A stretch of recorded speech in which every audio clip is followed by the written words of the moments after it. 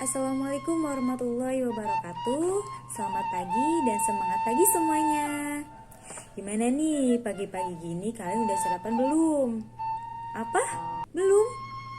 Sarapan ya teman-teman, karena dengan kita sarapan di pagi hari, maka itu akan membantu kita untuk bersemangat dan kita pada akhirnya bisa melakukan segala aktivitas dengan sangat lancar ya.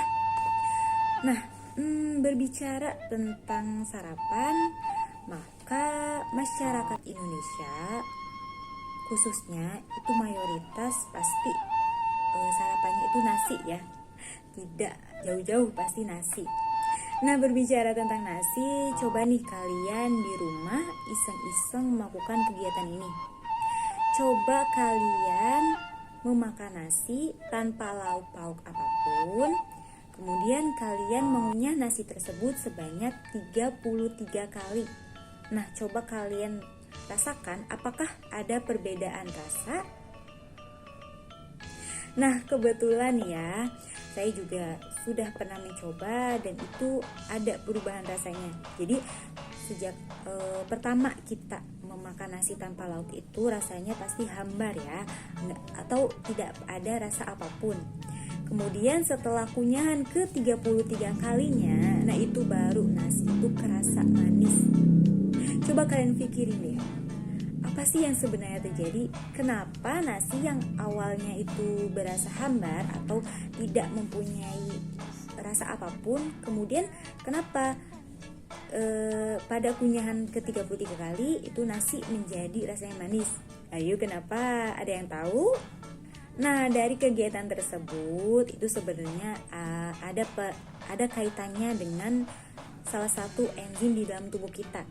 Di dalam tubuh kita ini banyak yang namanya enzim-enzim.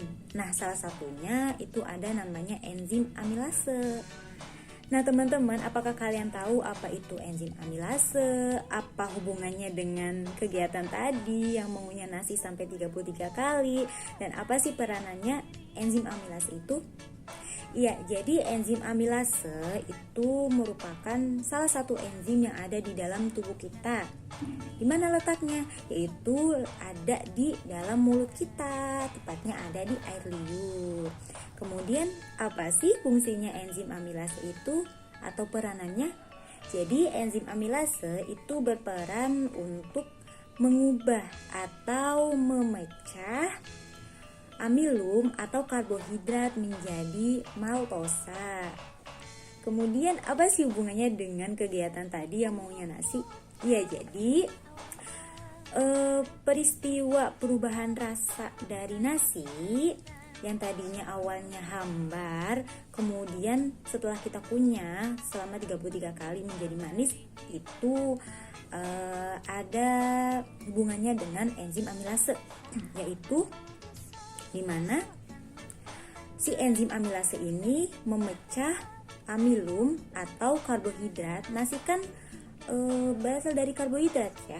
Nasi itu salah satu dari makanan yang mengandung karbohidrat. Kemudian dipecah oleh enzim amilum menjadi yang namanya menjadi enzim maltase atau menjadi glukosa. Makanya kenapa nasi itu lama-kelamaan menjadi manis atau terjadi perubahan rasa, karena ada peranannya atau ada hubungannya dengan kerja dari enzim amilase ini.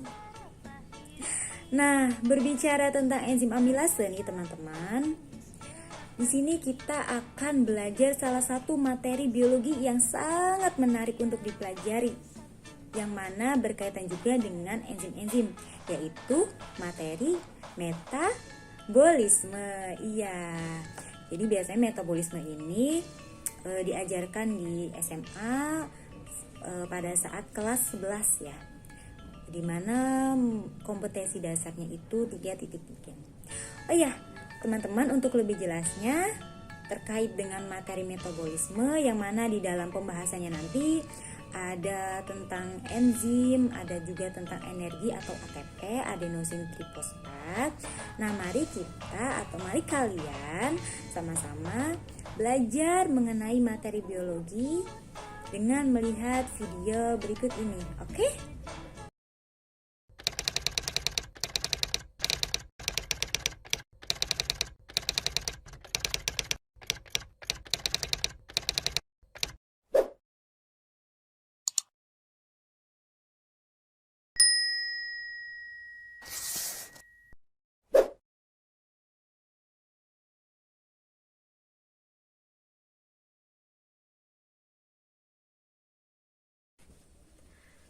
Assalamualaikum warahmatullahi wabarakatuh. Selamat pagi teman-teman.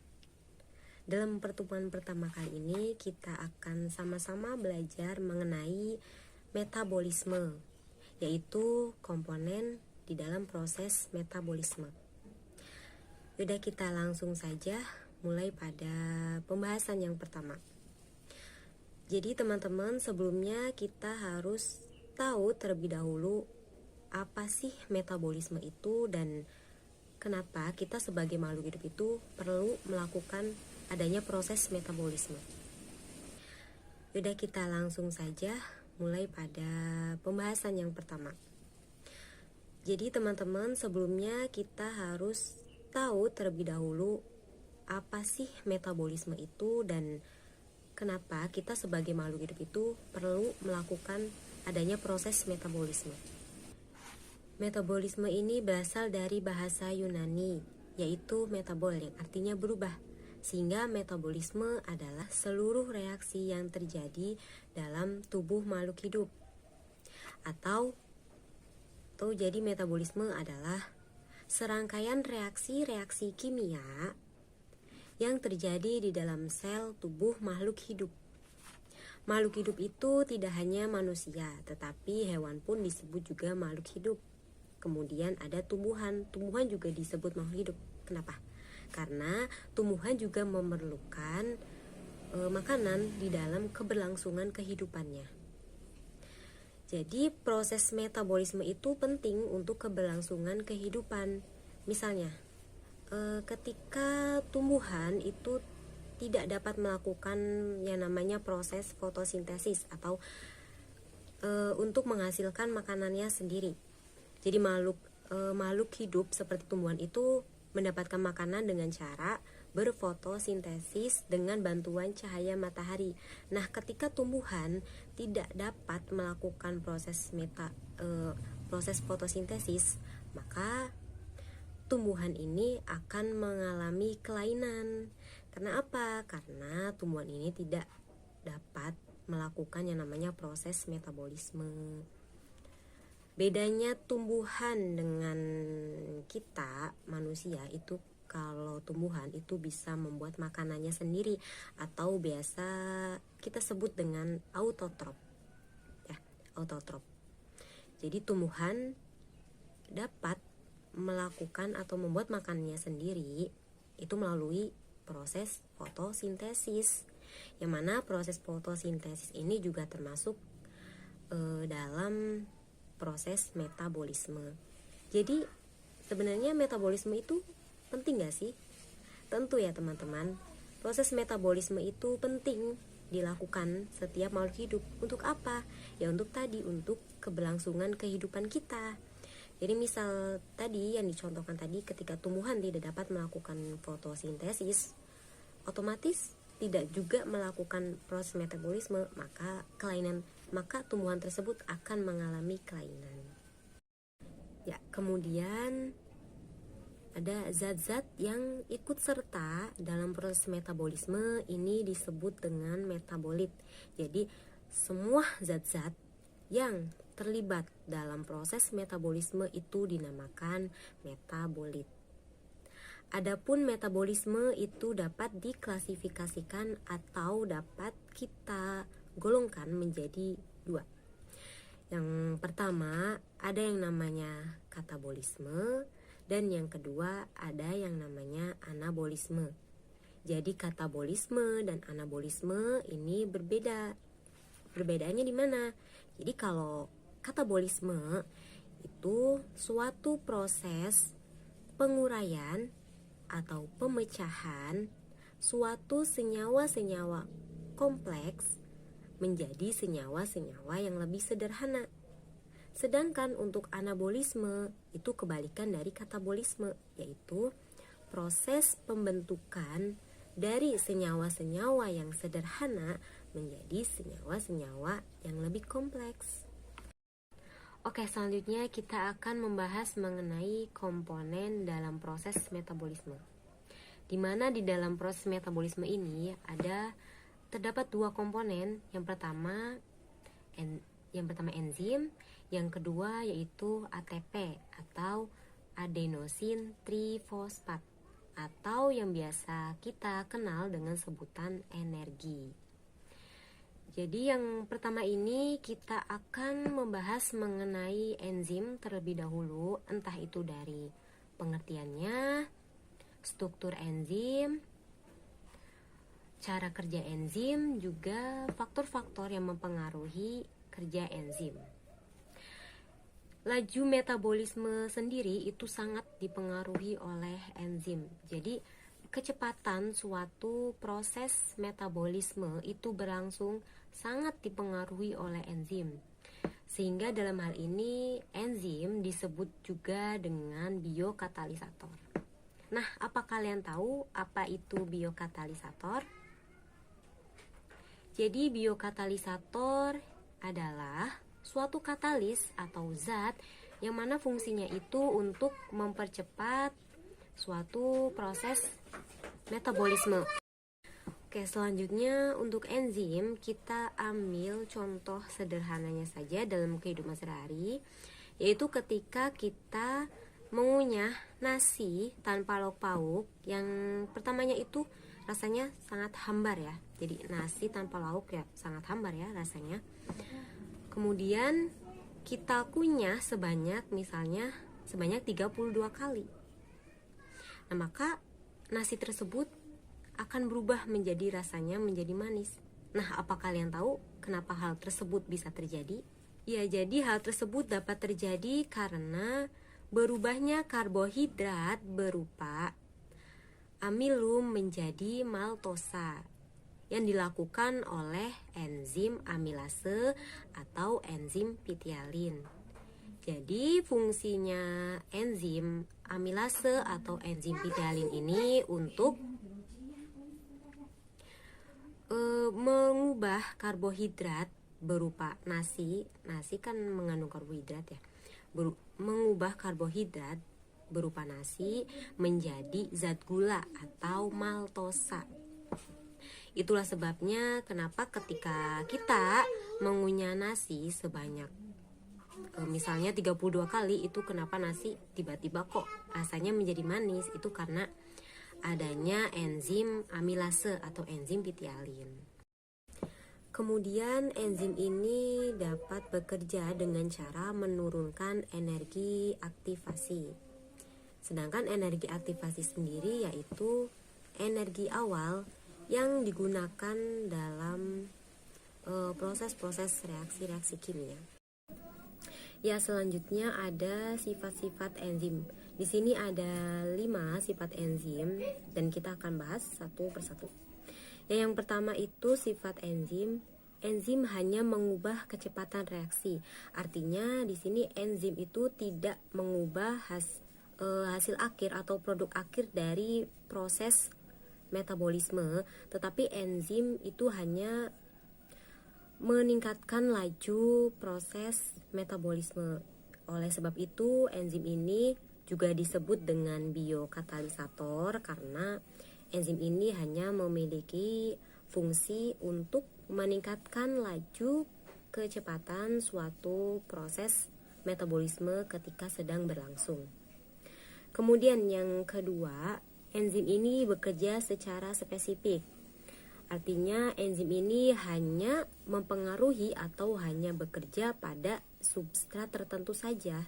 Tuh, jadi tidak semua substrat itu enzim akan bekerja secara optimal. Jadi hanya bekerja secara spesifik. Kemudian enzim merupakan protein. Artinya enzim ini memiliki sifat yang sama seperti protein. Nah, di antaranya itu enzim hanya akan bekerja pada suhu yang optimal.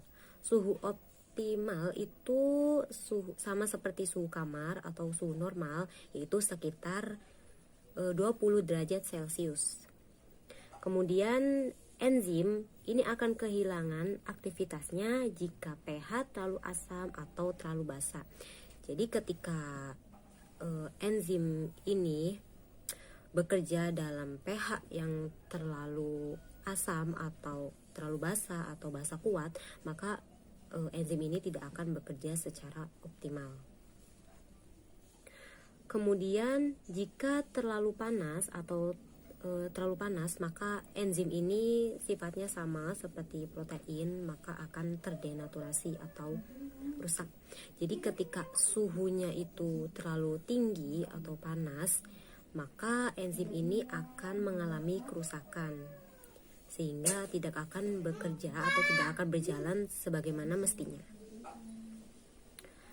Lalu sifat yang keempat, ini enzim hanya diperlukan atau dibutuhkan dalam jumlah yang sedikit. Tentu sesuai dengan fungsinya sebagai katalisator atau untuk mempercepat suatu laju proses metabolisme ketika berlangsung. Kemudian yang kelima, enzim ini bekerja secara bolak-balik. Ya, selanjutnya ada cara kerja enzim, di mana enzim itu bekerja dibantu oleh bagian yang dinamakan dengan sisi aktif enzim. Jadi sisi aktif enzim ini berfungsi untuk mengikat substrat atau bahan yang akan direaksikan. Nah, enzim ini itu bisa dilihat ya pada gambar di samping. Untuk bentuk yang melengkung atau cekung itu merupakan bagian sisi aktif enzim, dan yang berwarna biru muda itu merupakan substrat. Nah, ketika sisi aktif enzim ini mengikat erat substrat, maka substrat tersebut akan dapat melakukan proses metabolisme sehingga substrat tersebut pada akhirnya dapat menghasilkan produk akhir dari proses metabolisme. Nah, selain sisi aktif enzim ini berfungsi untuk mengikat erat substrat, juga berfungsi sebagai untuk menurunkan energi aktivasi. Selanjutnya, cara kerja enzim ini menganut dua teori. Yang pertama kita bahas mengenai teori kunci dan anak kunci atau lock and key, di mana pada teori ini menganalogikan mekanisme kerja enzim ini seperti kunci dengan anak kunci. Ketika kita lihat pada gambar bahwasanya sisi aktif enzim ini akan merekat atau akan mengikat kepada substrat, sehingga seolah-olah sisi aktif enzim ini sebagai kunci dan substratnya sebagai anak kunci. Yang kedua ini merupakan teori kecocokan induksi, di mana menurut teori kecocokan induksi ini menyatakan bahwasanya enzim dan sisi aktifnya merupakan suatu struktur yang sangat fleksibel yang dikemukakan oleh Daniel Kostland. Ya, selanjutnya ada beberapa faktor yang mempengaruhi kerja enzim, di mana diantaranya terdapat konsentrasi enzim, konsentrasi substrat, pengaruh pH, pengaruh suhu, pengaruh aktivator, serta inhibitor. Nah, pada gambar itu terlihat aktivator dan inhibitor, di mana aktivator sendiri merupakan zat yang meningkatkan pengikatan enzim dengan substrat, sedangkan inhibitor adalah kebalikan dari aktivator, yaitu zat yang menghambat pengikatan antara sisi aktif enzim dengan substrat. Nah, ketika kita lihat di gambar, pada keadaan normal tanpa adanya zat yang menghambat ini, maka substrat dapat berikatan dengan sisi aktif enzim. Sedangkan ketika kita melihat pada gambar sebelah kanan ini, ketika pada pengikatan enzim dan substrat terdapat zat yang bersifat inhibitor, maka tidak akan terjadi pengikatan antara sisi aktif enzim dan juga substrat.